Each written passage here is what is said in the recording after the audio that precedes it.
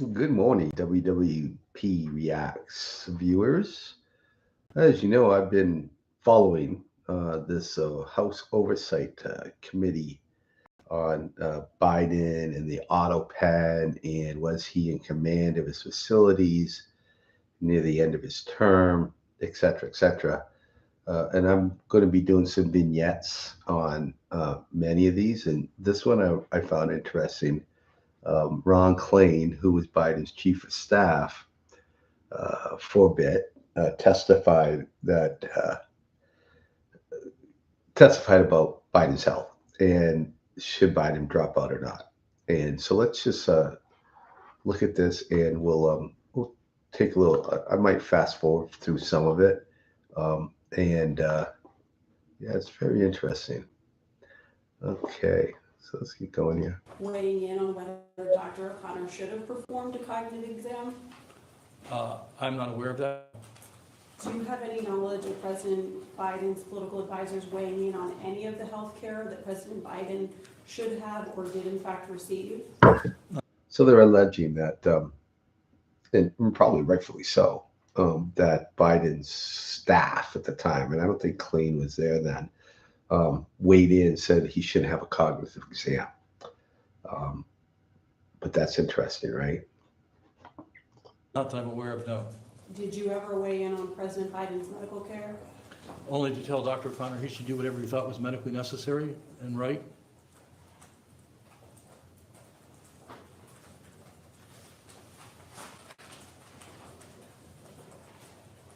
How often did you interact with President Biden's physician, Dr. O'Connor?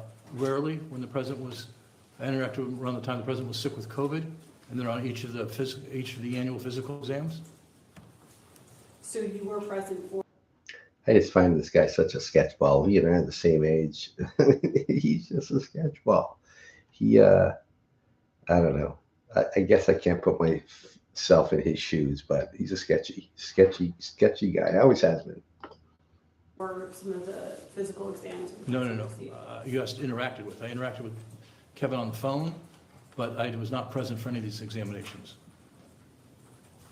What did you discuss with Dr. O'Connor on the phone at those times? How much more time he needed for the exams and when they would be completed. Did you discuss the president's health or treatment on those phone calls? I told Kevin always that how to treat the president was his call. And, I just needed to know if the president was going to be away from the White House and for how long, and if they were going to use anesthesia on the president.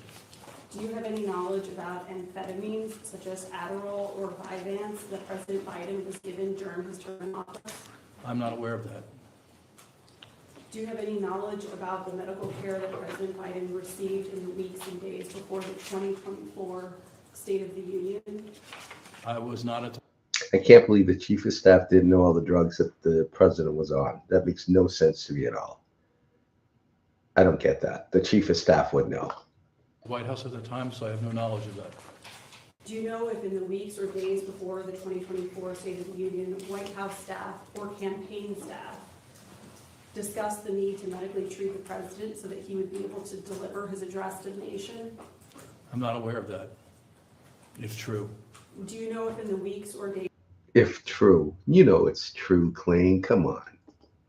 before the 2024 State of the Union, President Biden took amphetamines or any stimulants, I'm not aware of that, if true. steroids? Not that I'm aware of. Right. Thank you. You get yourself to the wrong wagon there, Klainie boy.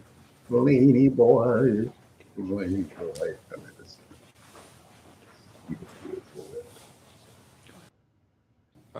President Biden's decision to no longer seek re-election.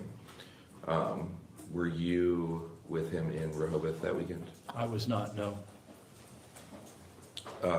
When did you learn of his decision to not seek re-election? I learned of his decision when Jeff Sines called me at home briefly before the official announcement was made and told me the president had decided to withdraw.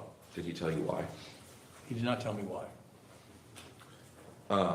Leading up to that decision, there was... So let me understand this. This guy called you, told you this, and that was the end of your discussion. No, ifs, ands, or buts. Like, oh, he just told me he's not going. Okay, you're a liar. The next one is, so what did you guys talk about? There were a lot of efforts to, I guess, inform that decision. Meetings with governors, like you said, there was a meeting with the Progressive Caucus at some point. It might have even been that weekend. And various other things. Were you involved in setting any of those up? I was not. And then you said, when I asked about certain surrogates, that governors Newsom, Shapiro, and Whitmer were large surrogates on the campaign. Is that fair? Yes, it is fair. Did It's my recollection, yes. Did any of them call you regarding President Biden's decision to drop out? No. Did any of them call you regarding the President Biden's debate? I spoke to Governor Shapiro before the debate, but not after. Okay. And then did any of them call you in between the president dropping out and 25 minutes later endorsing Ms. Harris? No. Did you have any discussions with those three about possibly running for president?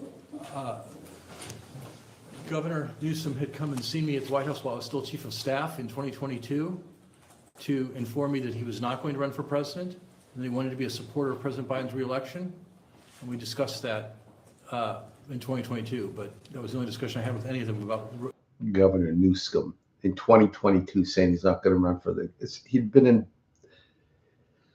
Biden had been in power at that time for like what, 5 minutes, 1 year. And Newsom is already saying that, please. Their potential presidential candidacies. And then Mr. Zients called you. Did he say whether or not he agreed with the president's decision to drop out? He did not say. I offered my view, but Jeff did not offer a view. What was your view? I told Jeff I thought this was a mistake. Why? Because I still believe that Joe Biden was our best chance to win in the fall, and that's why I thought it was a mistake. Yeah, you thought it was a mistake. Best chance for the Democrats, the lefties, to win. Kind of give hell or high water to the cognitive ability of the guy that if he did win, this country would be down the toilet now. It's been widely reported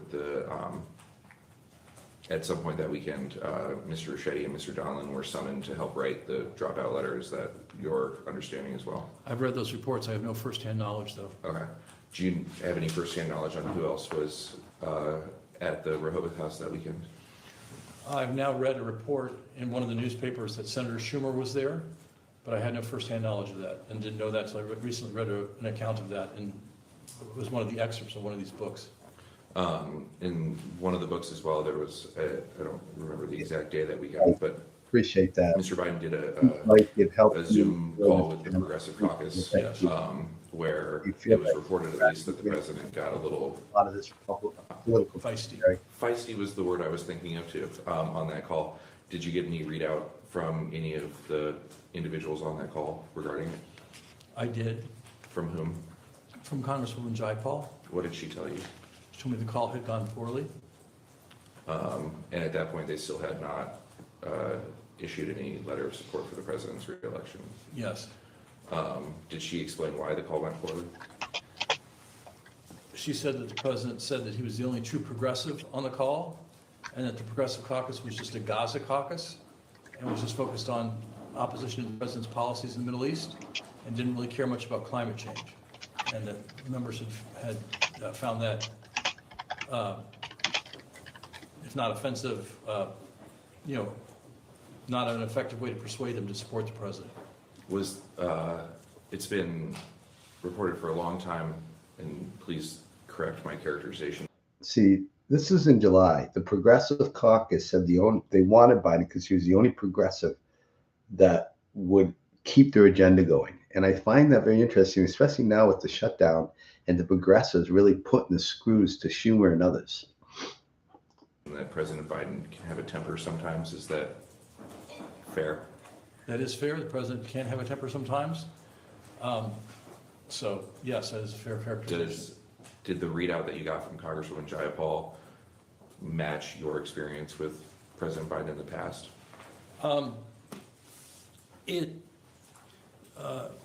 Yes and no. Yes, it matched the fact that he had a temper, but I was surprised he had been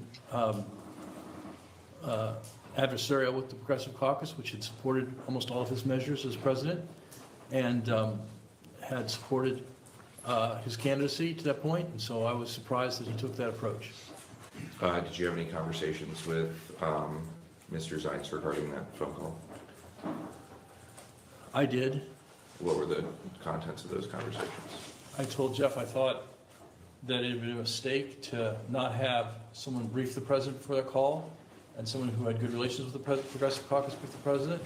And Jeff told me he had sent Mr. Ricchetti up to Rehoboth to brief him for that call. And I said, look, I think this is a mistake. I think this is not Steve's strong suit, not his relationships, and there's so much at stake in this. I think either you or I ought to go up there. So you were aware of the Progressive Caucus call prior to it occurring? Yes, I was. And advocated for yourself to go to help the president? Or someone, yes. Did you talk to Mr. Ricchetti after that phone call? Not immediately after, but in the days afterwards, yes. What were the contents of those conversations? I said, Steve, was this as bad as it's been reported? He said it was pretty bad. And I said, well, did you brief him? He said, yes, I briefed him. I said, well, did you tell him that his goal was to win over the Progressive Caucus? He said, yes, I did. He was just fired up about this Gaza thing. I said, okay. Was Mr. Ricchetti, did you get the sense that Mr. Ricchetti was surprised at the outcome of that call? Well, at this point in time, the president had withdrawn, and so we were all kind of dealing with the aftermath of that and less focused on the specific call and more on like, the president was no longer running for re-election. In the call that you got from the Congresswoman, the readout from the caucus's call with the president, at that point, did she give any inclination of whether or not they were supporting the president's bid for re-election? She said they were not inclined to put out a statement supporting his bid, and I said, well, we need to have more interaction here. I think that one bad call shouldn't change a long relationship, and I urged her to keep an open mind. She said she would keep an open mind, but made no commitment. But at that point, did not say that she was not supporting the president, is that correct? Didn't say she was not supporting, didn't say she was supporting, just said she was willing to consider other inputs. Were you, I can presume the answer to this question, were you involved at all in the letter that the president sent announcing his withdrawal? I was not. I first saw the letter after it was publicly released. And then in this time period, I know I asked about the time period kind of like immediately after the debate. In this time period in mid-July, were you starting to hear any concerns from anyone outside of the Progressive Caucus regarding the president's re-election chances? Well, I think the news was filled with those concerns of anonymous members of Congress saying he should go, and reports that the Speaker Emeritus favored him leaving the race. So, yeah, I was quite aware of those concerns. Did the former Speaker call you? No, she did not. Did, at that point, Majority Leader Schumer call you? He did not. Did you receive any other calls from any members of Congress? I did not. Nope. What about in the Senate? Not that I recall, no. Yeah, you were. Any cabinet members at that point in time? No. You were useless at that point. They didn't care about you. After the president announced that he was withdrawing from the race, did you have any conversations regarding whether or not he was going to endorse the vice president? No, I did not. After he withdrew, I had personally tweeted that I thought that Vice President Harris ought to be our nominee, and shortly thereafter, the president announced his endorsement of the vice president, so it was all fait accompli. Take some credit for that. I'm not sure if I deserve any credit for that or not, but it did not surprise me that the president did that. He was very loyal to the vice president. And Were there any concerns about Vice President Harris running for president? I'm not sure what you mean by that question. There were a lot of reports of, throughout the term You're not of the vice president feeling not included in the West Wing, not necessarily given good issues. I think she was given immigration and a couple other things. I think eventually you actually set up a task force on abortion rights and for her. but then also reports that the president himself did not think the vice president could win against President Trump. Did you hear anything like that? I did not hear anything from the president on that. It was the case that Vice President Harris had run for president and had not, obviously one, had not made it to the first primary. And so I think you have to have some concerns about a candidate who hasn't done it, doing it, and that's one reason why I supported President Biden staying in the race. He was the only person who ever beaten President Trump in an election. And so I kind of think, past performance is a good indication. And then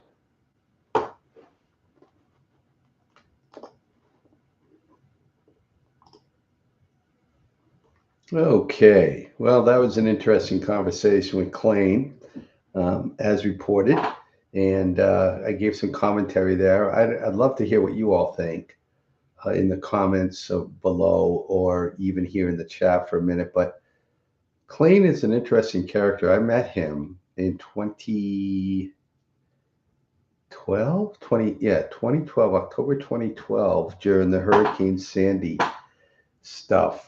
When I was working with the Corps of Engineers, and we would have to go to the White House and give briefings.